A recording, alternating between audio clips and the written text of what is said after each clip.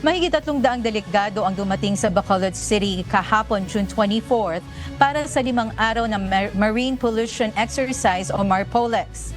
Kasama ng Philippine Coast Guard ang Indonesia at Japan Coast Guard, habang observers naman ang ilang Coast Guard representatives mula sa Korea, United States of America at Vietnam. Present din ang ilang partner organizations tulad ng Oil Spill Response Limited, International Tankers Owners Pollution Federation Limited at International Maritime Organization.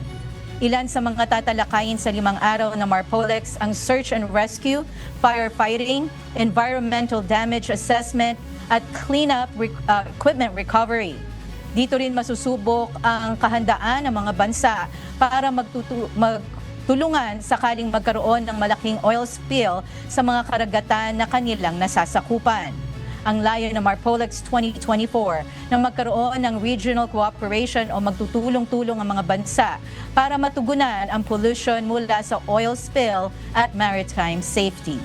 Gayon din ang pagbabahagi ng kanilang mga practices para sa environmental protection.